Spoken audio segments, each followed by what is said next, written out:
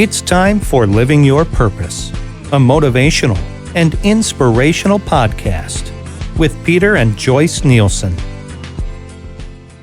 Hey everybody, welcome to Living Your Purpose podcast. I'm Peter Nielsen, and it just brings me joy to be with you, hopefully motivate, educate each and every one of you to be a better version of yourself. If you're just tuning in for the first time, if you do watch this or listen to it and like the content, just press the subscribe button below. I hope that everyone's healthy. I hope the weather is cooperating above your head, whether you're listening or watching from the East Coast, the West Coast, my friends in Canada, or anywhere around the world. Today, it's all about the heart. It's truly about taking care of the most important muscle, and to me, that is by far your heart. And to do so, I have a special guest. I call him friend. I know him for over 20 years.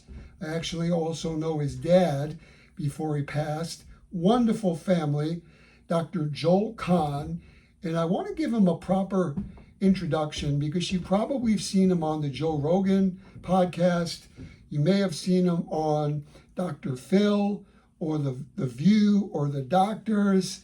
So he definitely is known as this vegan cardiologist. And Dr. Kahn is an MD of Detroit, Michigan. He's practicing as a cardiologist and a clinical professor of medicine at Wayne State University in Michigan.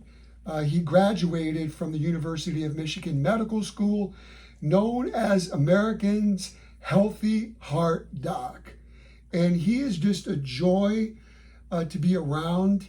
He's just an encyclopedia when it comes to heart health. And I'm very excited to do this whole episode on asking him some questions that many of you have asked me when it comes to cardiovascular health. So without further ado, I would like to bring on Dr. Joel Kahn right now. It is so great to see you, Dr. Kahn. I appreciate your time. And there's so much that I want to talk about. You know, this podcast is called Living Your Purpose. And I always say you can't live a purposeful life unhealthy. And you, of all people, we've seen you on so many different talk shows. You're renowned for what you do throughout the country, the world. You're a vegan. You've been practicing that for a long time. Why is your heart so darn healthy? I mean, we got two hands, two eyes, two legs. We got one pump, and a lot of people screw it up. Well, you're absolutely right. And I'd even go further to say you can't really live your purpose if you're dead. Right. And we got to talk about a disease. We can talk about things other than heart disease, but since I am a cardiologist, we got to always remind everybody listening, I don't care who you are, if you're over 20 years old, your number one risk of dying is heart disease. It's number one in America. It's been number one since 1918. We cannot push it off that top spot. Cancer is number two, close by, every cancer together. And then even during COVID, more people died of heart attacks in COVID during the worst of it. So we have all this great technology, bypass and stents and medications. We've not really made an enormous impact on the average person walking to Michigan Stadium for a football game, not dropping dead of a heart attack, or maybe having one and surviving with damage and being, a limited quality of life. And we have it. My passion is a frustration, actually, because we have it. We know what to do. And I'm here right now, partly out of great love for you, and partly out of just the opportunity to speak anywhere about what do you do? What do you do when you're 45 or 48 or 51 or anybody older than that to make sure you're not an unknown ticking time bomb? And a lot of people watching this are actually ticking time bombs. And I'm not a Debbie Downer. I'm a realist. I've seen it for 35 years. Read those obituaries, 42, 48, 51, 57. Of course, if it's 98 years old, it's sad. But man, my heart bleeds every time I see a report of a celebrity that dies of a heart attack. Clint Eastwood's girlfriend, 61 years old. Wow. He's 94. He's still cooking. She goes down from a heart attack. So we have what we need to do to end this terrible legacy, but it's not being taught. So here we are. And on that note, you've been on Peter's Principles, you've been on my TV show. Golly, I know your dad when he was alive, what a blessing he was to me. And we live our lives. And I did one of my shows and it changed my outlook drastically forever. 36-year-old guy, he exercised, he was relatively thin. I would even call him skinny a little bit. And I was watching them take open heart surgery. It looked like linguine out of his artery.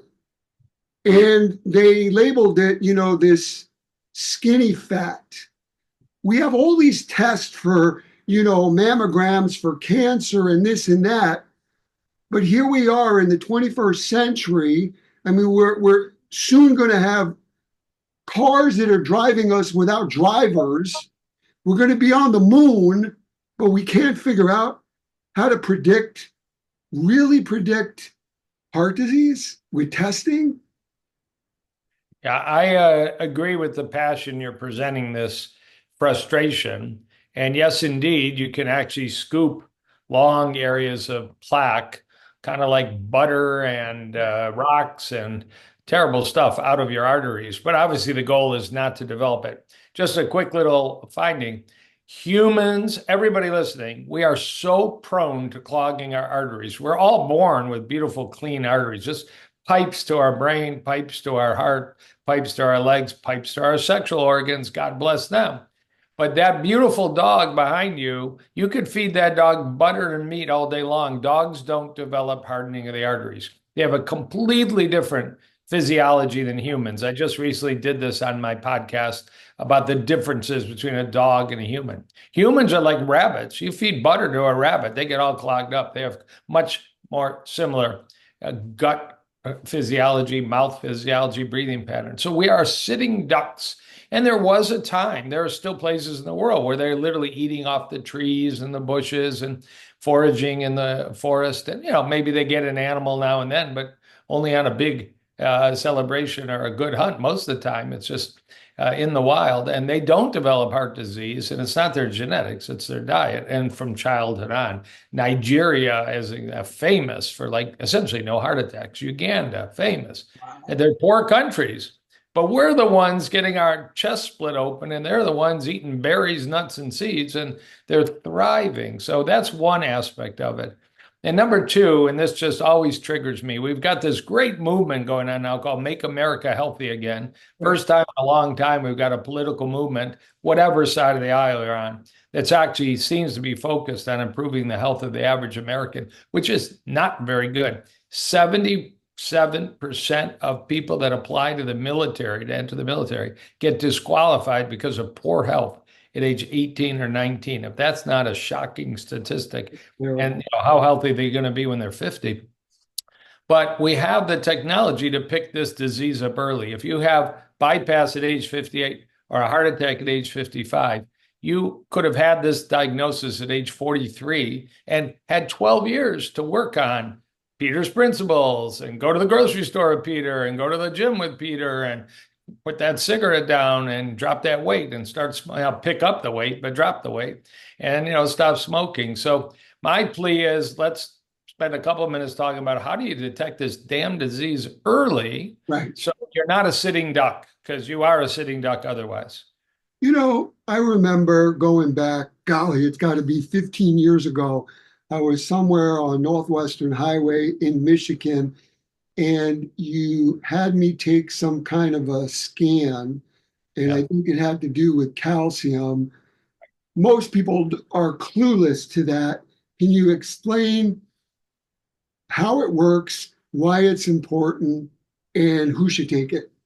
Sure. No, that's a great memory to have. And I can say your geography is right because, just you go to the family doctor, you go to the internist, you're 50 years old, you get your physical, and they're going to schedule you for a colonoscopy. And if you're a woman, they're going to schedule you for a mammogram. They'll schedule you for a prostate cancer checkup, maybe by blood or the exam. But you're going to walk out of there and you might stop for a minute and say, I didn't get scheduled for any heart check. And the only conclusion in 2024, 2025 is there is no heart check like a mammogram and a colonoscopy.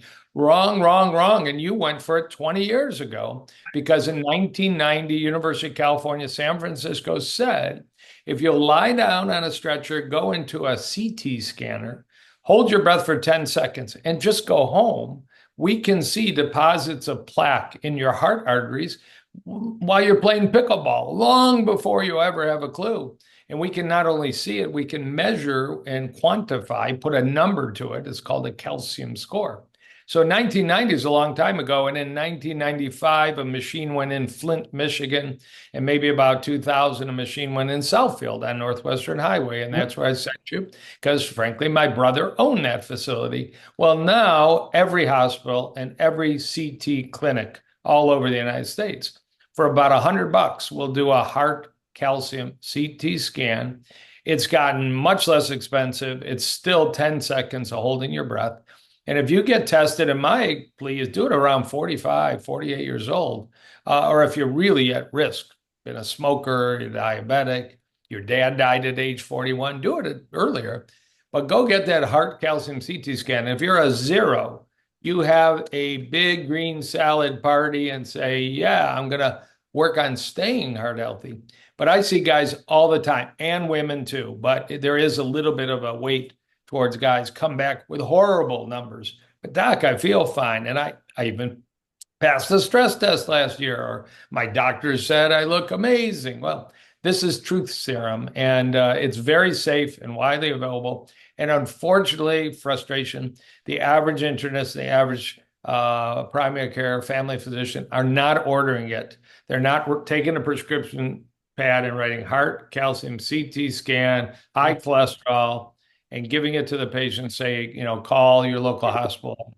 So I do. I give it out. If I see a woman, I give her 2 prescriptions, one for her to get this done, one for her partner, husband. Is more people prone to it? Like a good example, I have Crohn's disease, so inflammation runs amok because it's an autoimmune condition. Are people more prone to build up calcium than others? Yeah, absolutely. And even back as long ago as 1960s, outside of Boston, a little city called Framingham, very, very famous research city, we found out 5 big things make it more likely. Are you a smoker? Do you have high blood pressure? Do you have high cholesterol? Do you have diabetes, type 1 or type 2? And do you have a mom, dad, brother, sister that had an early bypass, early heart attack, early stent, or drop dead? 350,000 people a year in the United States just drop dead on the toilet, in bed, at a pickleball match. 3 people died up north this week hunting, just dropped dead. So those are the big 5. But we now know that list is 30 long, 40 long. So in my clinic, we test for way more than the big 5. But even if you just take the big 5 and put them in a calculator, which the American Heart Association has, you can come up and say these people are more at risk, these people are less at risk. But then if you do the CT scan, you find out you were wrong as often as you were right. Some of the low risk people, boom, they're full of calcium plaque. And some of the high risk people, actually, I have the luckiest patients. They're 320 pounds and they're diabetic and they smoked in the background. They come out perfect, and they really are. I just had another one about 2 weeks ago. And I mean, he almost cried in the office. He, 48 years old, thought he was on his path to death. And now he's got a new lease on life, and he's actually taking it seriously, like down 15 pounds and totally different diet and gym time. And so you can if you get that test, could you reverse it through exercise, eating healthier, etc.? Or no? All the above. Once that calcium gets in your arteries, it's kind of like mortar between bricks. It's pretty permanent. But mixed in with the calcium is this stuff called soft, buttery plaque. It really looks like butter. That stuff can melt away. It can melt away with gym time, actually, particularly HIIT exercise, high intensity interval training. You don't want to do that every day, but do it a little bit. And it really melts away with a largely plant-based diet. You love to hang out in grocery stores and I usually see you in the produce department. That's where you ought to spend your time, and about 90% of your food, budget too. How to go in the produce department, including beans, peas, lentils, whole grain products, fruits and vegetables, mushrooms, soy products. And yes, Dr. Dean Ornish back in 1990 showed, yes, you can melt the plaque out of the arteries. He was But beyond nobody the time. wants to change their diet. Nobody wants to change their Well, diet. that's So what I want to talk to you about because, I remember seeing you, I call you friend. You're a good friend. I know you for a long time. I care about you and your family. I saw you on a very popular podcast, Joe Rogan, and it was almost like I felt like it was almost like a setup. And he's into like beef and all this stuff. And you were really educating, motivating people on, eating more vegetables. You're going to live longer. Can you kind of just touch on that? Number one, how you got started and how long you've been doing it, and maybe some statistics, because I know some myself on how if people go vegan, they're going to just live longer. yeah. And Statistically. a lot of us, I'm motivated to teach, vegan nutrition, plant-based nutrition for health reasons. Yep. And that allows me to be a little flexible. So if Yep. you want to do it 90% and enjoy your salmon a couple times a week, you won't find in my clinic I'm screaming at you. Right. Other people are motivated predominantly by animal rights. They're pretty tough. Some are motivated by the planet and environment, which is favored by a plant-based diet. And they can be tough too, but I'm a pretty nice guy in the clinic. And I don't think 40% of my clinic patients are eating exactly like me. They're learning, they're changing, they're improving. The bacon and eggs became oatmeal, walnuts, and cinnamon. And I mean, I'm hugging on them for great move. But, as early as the 1940s, it was recognized America was starting to have a whole lot of heart attacks. And actually, a lot of young men, 45 and 50, and in places like Minnesota and places like Framingham, Massachusetts, and others, they really started to study this. In Los Angeles, famous doctor. And there were a series of studies. The most famous, I mentioned, Dr. Dean Ornish. Can we prevent heart disease? Can we reverse heart disease? And which diet does it? And the common theme was take saturated fat out of the diet. Well, you can't see it, but you can read it on the label. Most saturated fat is going to be in your butter, your lard, your beef tallow, your cheeses, your marbled meats. It can include chicken with a fatty skin, turkey with a fatty skin, and even some of the fatty fish. They can be very high in saturated fat. If you cut down on those foods, you'll do a lot to protecting your arteries. And when you eat like I eat, and I'll tell you how I started right now because you did ask, you're almost without saturated fat in the diet. There's some in olive oil. We know you're Italian and you got to love olive oil. And there's some in olives, nuts, and seeds, but very limited amount. So honestly, I grew up in a home. You knew my father. It was a kosher home. And I had a gorgeous girlfriend in high school, also in a kosher home in Southfield. We both went to Ann Arbor in the same year, 1977. And we looked at the cafeteria and we said, salad bar. That's how we're going to make this happen for us. We actually felt so good. True story. We never went away from that. And then my parents, who you knew, went to Pritikin Center in Santa Monica, this famous longevity clinic where they were teaching how to cook lentil loaf. My mother was making meatloaf at home. So within the same year, my freshman year, University of Michigan Medical School, I was eating plants at college, and then I'd come home. My mother said, I tried something new. I used to make Hungarian goulash with beef. I'm trying it with tofu. So I was surrounded by plant love. And then soon thereafter, I read books by the famous John Robbins, Diet for a New America, that said, this is good for your health. This is good for the planet. This is nice to animals. And I became more educated. So I never went back. And so it's been 48 years since I've had eggs, dairy, chicken, poultry, fish. And I am at 65, a pretty darn healthy guy. And you've been on a couple of the shows clean on arteries. and stuff. I got clean arteries. I mean, I do these. I had my heart calcium score. I do it about every 8 years. 0, 0, 0, 0. And hopefully I'll be 90 Good without the for Cialis. Guys, if you're listening to me, the same disease that clogs your arteries here clogs your arteries about 6 inches below your waistline. And you know what I'm talking about, limp, limp, limp. And that's very diet related. Yes. Smoker, limp. High blood pressure, limp. Diabetes, limp. Big fat belly, limp. And you said the word inflammation, which we test for in the clinic with blood work. Limp, limp, limp. So, maybe you're not motivated to keep your heart clean, but you ought to be motivated to keep yourself, in the game, youthful, at every age. But by age 50, 50% of guys have erectile dysfunction, and it's the same disease as heart disease. So, get to the gym, eat smarter, and you can eat like me, or you can eat 85, 90% like me, but, don't let somebody else cook your food, most of the time. And don't let it be big fast food restaurants, and don't let it be big frozen foods in the middle of the grocery store. Stand in the produce department with Peter Nilsson. So It's crazy when people ask me, they'll say, "What do you eat?" I'll say, "Well, I'll tell you what I haven't eaten. I haven't had red meat in 40 years. I haven't had dairy products in 45 years. And, I'll have fish." And they'll look at me and they'll be like, "But why? But why?" And it's like, we eating, are living in the richest country in the world, and we're nutritionally illiterate. And it's right. not even our faults, because in school, we're more concerned about geometry, social studies, and math and science than we are about essential fatty acids or macronutrients. You I know, couldn't agree more. I'm wearing this watch, and it's one of my blood pressure smartwatches. Wait, are you serious?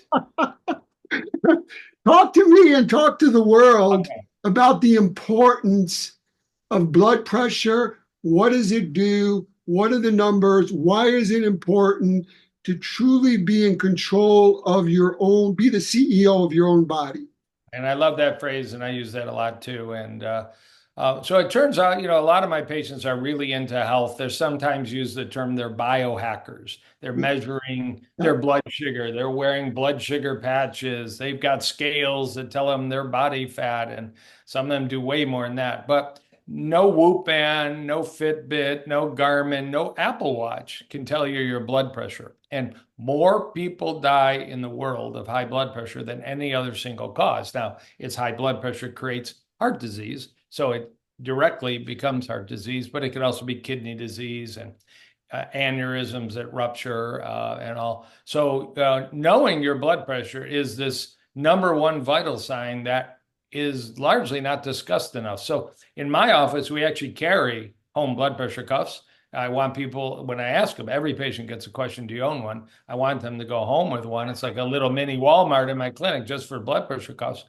But that is still a challenge to people because, it sits on the end table if we're lucky. It usually sits in the In the drawer of closet. the closet, never used again, and they don't even remember where they put it.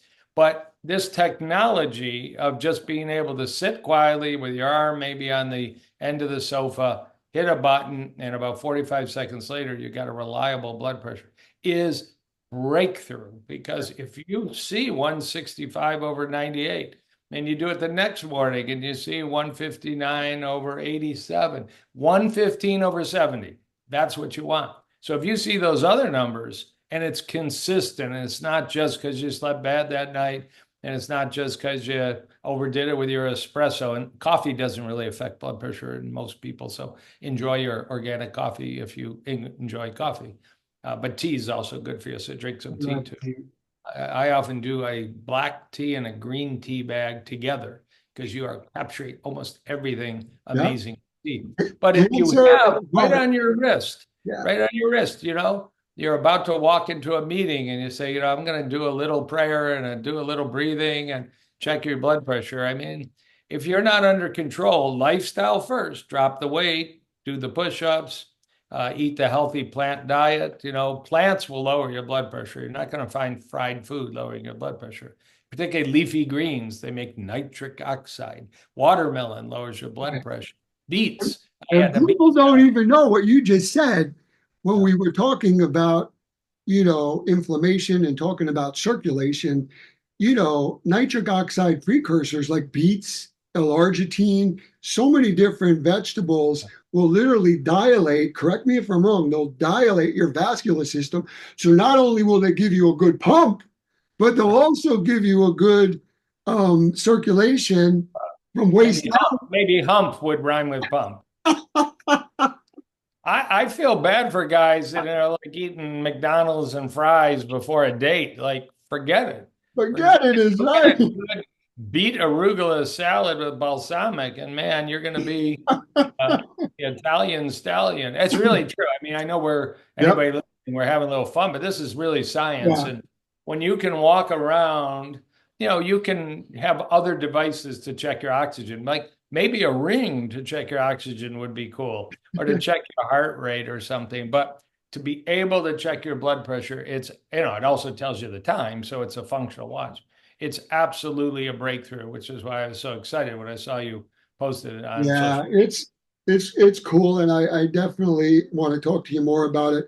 For many people know, I partnered with a wonderful Israeli gentleman. They're in the United States, G Medical Innovations. So we have this new state-of-the-art blood pressure watch. We have an incredible healthy life smart ring and a smart scale.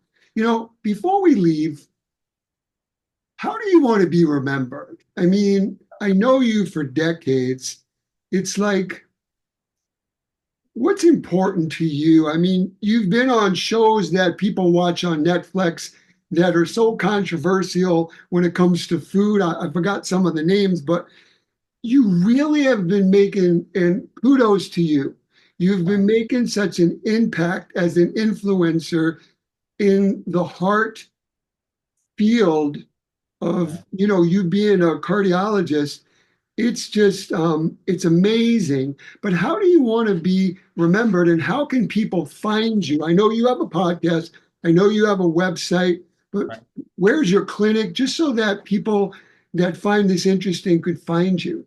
Well, that's kind of you. And I have two answers to the question, what do you want to be remembered for? One was people might remember the movie Zoolander with Ben Stiller. I always think it's one of the funniest movies. And he talked throughout there about his euguglia, which was his stupid way of talking about his eulogy. And he'd go back and watch the movie. And I actually say to my wife and my kids all the time, put that in my euguglia, put that in my euguglia. I mean, I'm doing something crazy, but it's important. And the other is my father. When my father, founder of Gardner White Furniture in local Detroit, passed away rather unexpectedly and sadly at age 78, we had a funeral, and a funeral might be 300, 500 people. There were nearly 2,000 people. Nobody could believe it. You couldn't park, you couldn't get in, and everybody came up to my mother and said, your husband helped me. Your husband helped me 30 years ago, 40 years ago, 12 years ago. He had $100 bill. He got me a start. He got me a job. Anyways, that was my father of blessed memory, Erwin Kahn. But, in my own way, I mean, I would like to be known as a passionate warrior for health and prevention of disease and an educator. I can't do it alone, but by the fact that you're spreading this to so many people, and now they might actually write down heart calcium CT scan, we could actually save lives right now and improve lives for sure. And if you are guys having erectile dysfunction, you really need that heart calcium scan, because what happens below predicts what's happening above. So I am in Bingham Farms, Michigan, 10 months a year, 13 in Telegraph at the Kahn Center for Cardiac Longevity. And I enjoy now 2 months a year, January and February, I'm in Boca Raton, Florida with a clinic. And I just keep seeing people. I have a nice practice in Florida too, kind of a oddball setup, but a wonderful setup. The website is drjoelkahn.com, drjoelkahn.com. And I do have a weekly health short podcast called Heart Doc VIP, iTunes, Spotify. And I've been doing that for about 8 years. So there's hundreds and hundreds of episodes. We have a lot of fun. But being with you is the most fun. I feel like Batman and Robin are back together. Exactly. Listen, I want you and your family to enjoy the holidays. I want God to continue to bless you, guide you, lead you, direct you, protect you in all that you do, because He is using you in a mighty way. And I am privileged to call you friend. So I want to just thank you for your time. And I'll get the information below so people could connect with you. So thank you for being on Living Your Purpose. Thank you so much. My pleasure. Bye. Bye-bye.